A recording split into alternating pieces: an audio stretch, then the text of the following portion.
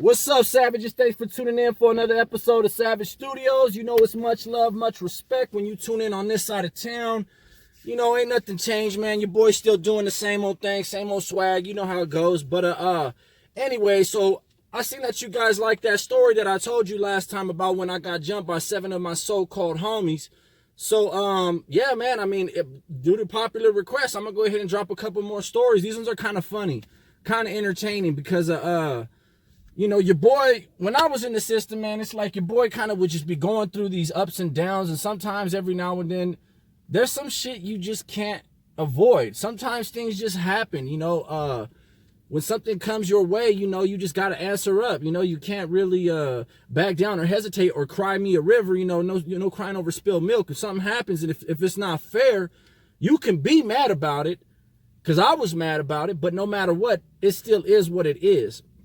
So anyways, the first one is, I don't know if you guys remember, I told you when I paroled, I had picked up a dope case. So on my parole date, instead of paroling, they sent a bus to come pick me up from Bakersfield County Jail, because the dope case that I had caught was while I was in Kern Valley. So that's Bakersfield County, or whatever the case is, that's the county jail you go to. They didn't have a Kern Valley County Jail that they sent me to. They sent me to Bakersfield. I think it was Laredo. I went downtown first, then to Laredo County Jail. The county jail's weird as hell, bro. Like it's so weird. The energy there, the inmates, everything was just so like watered down, so weird. I don't know. They're just different. But it was what it was. I made some cool little cool little bonds with a couple dudes and whatnot. But from the jump, that place was kind of it was kind of a headache for me, because I was downtown. Downtown's located inside the actual courthouse. So everyone's telling me, "Hey, you a 2-5er?" They're like, "Hey, man, they don't got no love for you guys in this county jail." However, there was a 2-5er pod. Anyone who knows me knows that my luck fluctuates. Sometimes my luck is good. Sometimes your boy Savage just get his way. Most of the time, though, I gotta get things the hard way. God, you know, He built me this way, you know, to endure a lot of madness. So my lucky ass, I get sent to the dorm, or the pod, which is 2 tiers of cells. It wasn't a dorm. I get sent to the pod that doesn't like 2-5ers.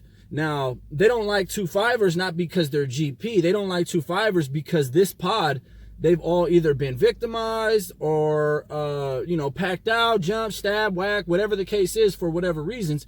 So basically, I had no business being in the pod. My lucky ass, the 2-5er pod is right next door.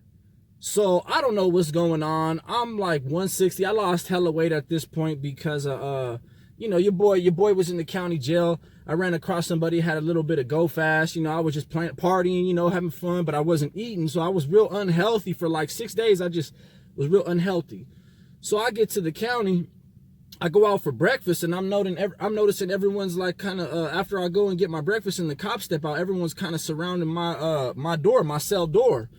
So I'm like, man, what's good? You know what I mean? What's happening? And they're like, hey, G, you can't be right here. You know, you gotta roll and shit. And I'm like, look, homie, I'll take a head up fade with any one of you guys one at a time. Like, as a man, I don't know any one of you guys. I don't know what my bros did to you. I don't know why you in the position that you in. All I know is, as a man, I'm not about to roll it up out of nowhere. We could catch head up fades all day long. So I ended up running like 4 or 5 fades. And I became close with all these dudes because they wasn't bad dudes. It just, for whatever reason, they didn't agree with, 2-5ers or on a certain yard. So they got rushed, they got packed out, rolled it up or whatever. So I was able to understand a different perspective. And you know, I knock on the door to the homies. I knock on the door to the homies, and they're like, hey, you good? I'm telling them, like, at first I was like, you need to send some bros over, try to send some bros over here. It wasn't happening. So eventually, after I caught the fades, I was like, look, I'm gonna just kick it right here. I'm cool. I'm chilling. I'm gonna hold it down right here in this pod and make it to where bros can come over to this spot too. You know, I'm showing these people that are in this pod that there's different kinds of us. We ain't all just animals taking off on people and running reckless. So anyways, the point I'm trying to make by telling you that story, which ain't even the main one, is that I stepped up in this county jail on some chaotic bullshit.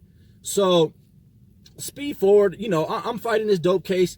I was only in this county for like 2.5 months. I go to court, I strike my strike, I sign my deal. They don't want to sentence me forthwith. So that means when you sign forthwith, you could be gone in a couple of weeks. As soon as you sign, you're gone. You catch the bus. Me, I had to sign, come back like a month later or 3 weeks later, sign a final sentence, and then wait a couple more weeks to catch the bus. I don't like to sit still in a spot where I'm unsure of, for the simple fact that I know shit goes down. Idle hands ain't never been good for me, man. Idle time, idle hand, none of that ain't never been good. Anyhow, so here I go. There was this one dude in the pod. He was like some amateur UFC fighter. He was a lot bigger than me, about the same height, but just a lot more stockier. He used to work out a lot. But I noticed from the jump, he was kind of a weirdo. Like, I was walking a lap one time and he walked out with his chest all puffed out and he was like, "Hey, I'm a little bit bigger than you, huh?" And I was like, "Yeah, well, what the fuck? What does that even fucking mean, though?" And he's like, "Oh, why you getting, you know?" So he was just one of them dudes that was kind of weird. So never mind him, right? I'm doing my thing. He's doing his thing, whatever. I don't know if I was just extra super skinny at the time, but I don't know what made him think he could fuck with me. I don't know what made him think he could try me this way.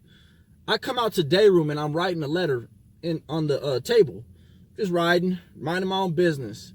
He walks up, puts his foot on the stool, but he's still standing up as I'm sitting down, but he's like kind of towering over me in front of me.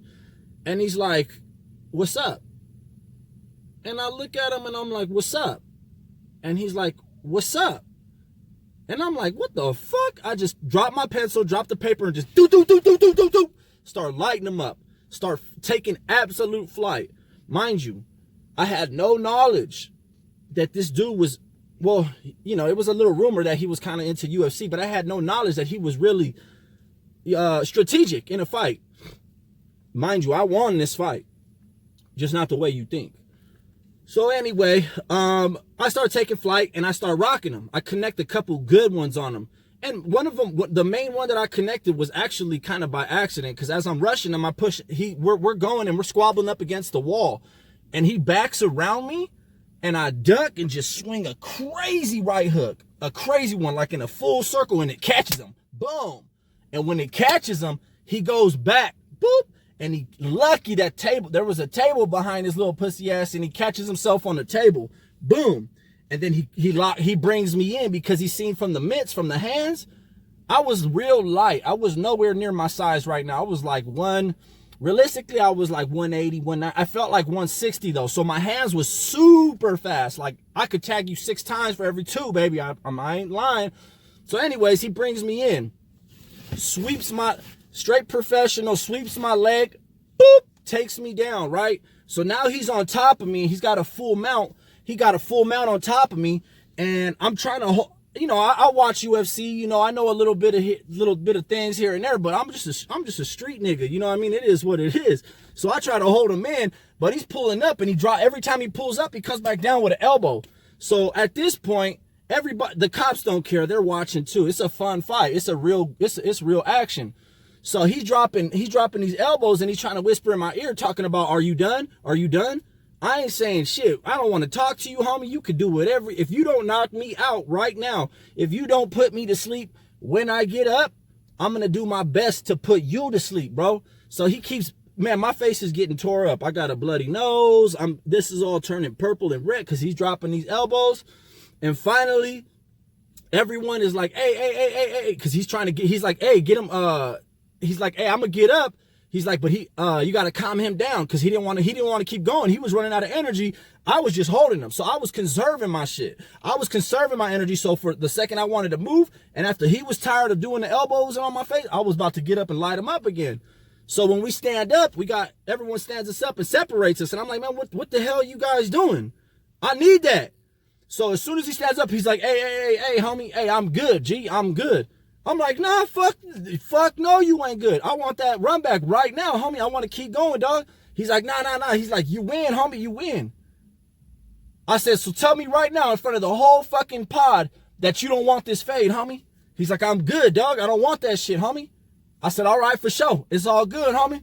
So that was the UFC fighter. So he made a physically put tips on me, But spiritually and emotionally and mentally, I broke his ass because I was still going to keep going. So anyways, this is the funny part right here. So we talk, we chop it up. The very next morning, I'm out there drinking my coffee, and he runs downstairs before anybody, and he's like, hey, G, let me holler at you. I'm like, what's good, homie? He's like, hey, I just want to let you know, dog. Hey, that's my bad, homie. Hey, I came at you out of pocket. I said, yeah, I don't know what the fuck you was thinking, bro. I'm not one of these little county jail motherfuckers around here, bro. Like, what did you think, dog? He's like, nah, either way, bro, I'm sorry, dog. That's my bad, homie. I just want to let you know, because I was real cool with his celly. His celly was my boy. Christian. He kind of just did the Christian thing, right? But he was my boy. So that same day, the next day, later on that day, he comes up to me and he's like, the UFC fighter, dude, I can't remember what the hell his name was. He had a bunch of like bullets tattooed across his chest, like those old school like bullet things, whatever. So he's like, hey bro, this big white bodybuilder dude that was in there, he's like, he's giving my celly a hard time right now, fool. He's like, I'll hook you up with some food and shit, a gang of food, if you just knock this fool out real quick. And I was like, what about you? I said, you the motherfucker that does UFC, why don't you go lay him out? He's like, man, I'm going home real soon, dog. I said, where's he at, dog? I look over upstairs and they're arguing in the doorway. So I walk up there, right? And I'm behind old boy.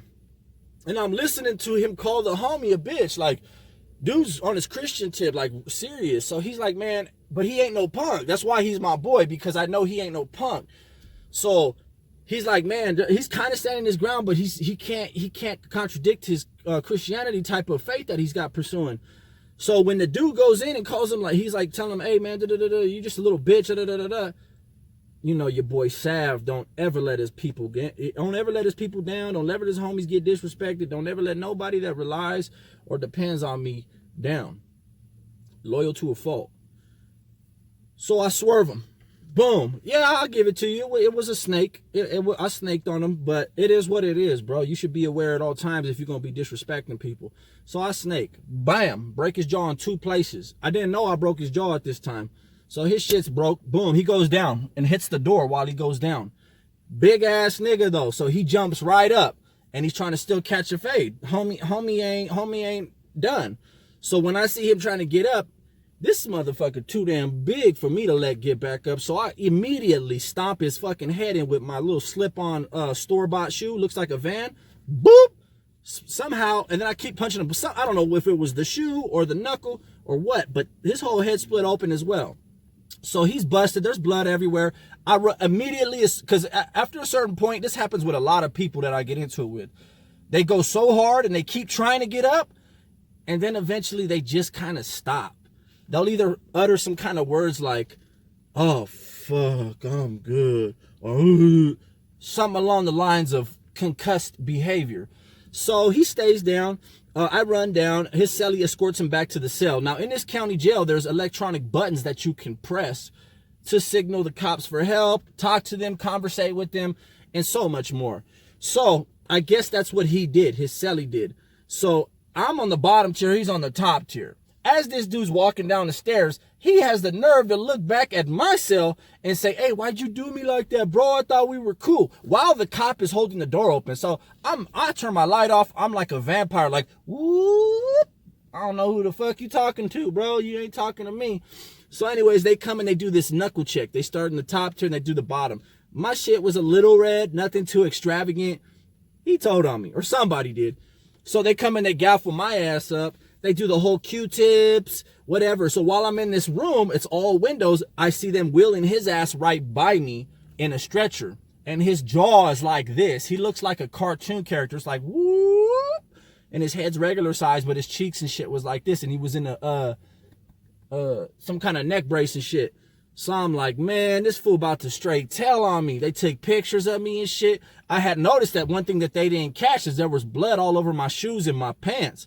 Me not knowing what to do, I just start pissing all over everything, thinking maybe the pneumonia and the piss might extract it or do something to the blood. So then eventually a lieutenant comes up to me, and he comes up to me with like 6 tags, IDs of other inmates who are in the pod with me. And he's like, I can't remember if he said, you know, you're getting told on, or if he was asking. I don't know what the hell he was saying, because I was just shutting down all questions and communication. But what I did peep was all those name tags. And what I found out later was they had all told on me. All those inmates in the same pod as me just flipped around and was like, boo, boo, boo, he did this, and this. So they sent my ass to the hole. While I'm in the hole, mind you, I had just signed my deal. I did my sentencing and my final sentence, so I had 2 weeks to catch the bus back upstate. I was done. And this shit went and happened. So they throw me in the hole. They don't give me a lockup order. They don't give me no paperwork. This county jail was real weird, man. It was real cool in certain ways, but real weird, like a Twilight Zone in certain ways. So as I'm waiting, I'm sitting there hearing from other inmates that are bringing the chow or whatever. They're saying, yeah, dog, there's a rumor that the rumor is that you killed that fool, that fool's dead, whatever. So I'm like, damn, I don't know. I'm asking every cop, like, hey, am I being charged or what's going on? They come and they catch me for the bus. I'm like, woo, thank you, God. Thank you. So as I'm waiting to go on the bus, I see dude. This is like a week and a half, maybe 2 weeks later. I see dude, and he looks a little less swollen, still kind of puffy, but that he's not. I can't see him talking to anyone. So when we get in the bus, they put me in my own stand-up cage because I'm coming from the hole, going to the hole in Wasco. They just don't want me around other inmates no more. I was never supposed to be around other inmates, but that's a whole nother story for a whole nother day. They was really trying to set your boy up and have me catch a hot one. So anyways, they sit me in the stand-up, and right behind me is the big rows where a gang of people, inmates sit. I tell them to come move to the one right next to the cage in the bus. And while we're driving, I'm like, what's up, G? I was like, so what's up, man? Keep it real. You telling on me? And he's like, no, dog, I ain't said nothing. His mouth is still wired shut. So I'm like, damn, I instantly feel bad, man, because I'm not no type of bully. I hate bullies. So I told him, look, man, at the end of the day, I didn't mean to do you like that. From me to you, that was not my intention, homie. I said, you was disrespecting my homie. You was coming at him foul, dog, and he's on that Christian tip. I felt like you were just trying to punk him or make him look like a bitch when he wasn't going to fight you back. So I kind of exploded, bro. Whatever the case is, I kind of, just apologize for doing him that way because I really do feel bad about it. So he was like, nah, man, it's all cool. He's like, nobody came to talk to me. I said, cool, because we going upstate, and my bros is everywhere, man. So that would be the dumbest thing for you to do is to get on the stand or take me to court or whatever. So that was the end of that, man. That's how it went. He went his way. I went to the hole. Once we got to Wasco, I don't know where he went. I didn't care. I didn't end up going to court. Thank God. Thank the lucky stars that your boy made it out of that situation. But yeah, I just wanted to share that shit with you, man, because your boy I've been taking penitentiary chances all through the penitentiary, right? People get to the pen, they say they're active, but they start taking penitentiary chances, and it's like your boy was taking penitentiary chances, and you live and you learn. And when I was in that ad seg and in that hole, I hit my knees and I was praying like, Lord, I don't know what's the matter with me. I don't know why I do this stuff. I don't know why I get myself in these kind of situations, but if you just let me go, if you just let me not be prosecuted for this, I'll grow my hair out and I won't cut it. And that's why I started growing out long hair. It was my pact that I made. Some of y'all may not believe, and you may think that's pretty stupid, and that's fine. Everyone's entitled to their own opinion. Either way, just wanted to share that story with you guys. Hope you guys I got plenty more reckless, ruthless ass stories. It's much love. Also, hit the comment section. Let me know if there's anything specific you want to hear about. I will be dropping a video on the green light click. They're also an SNY gang, clique, brotherhood, whatever they call themselves. I'm in communication with somebody right now. Also, hopefully I can pull him on the channel because he actually can verify a crazy ass situation that I was in when I was GP in the county. Your boy was a knucklehead making big time waves. But either way, man, it's much love, much respect. Smash that like button if you like the story at all. If you a hater, reverse that thumbs down, or you can leave it up and sit on it, however you want to play it. If you ain't subscribed to the channel, subscribe now. Hit that bell notification. It's always much love. I drop these deuces on everybody when I leave. Much respect. If you see me in public, holla, man. I'll take a picture with you. If you need that fade, we can catch that fade. It's never no issue. All right then, deuces.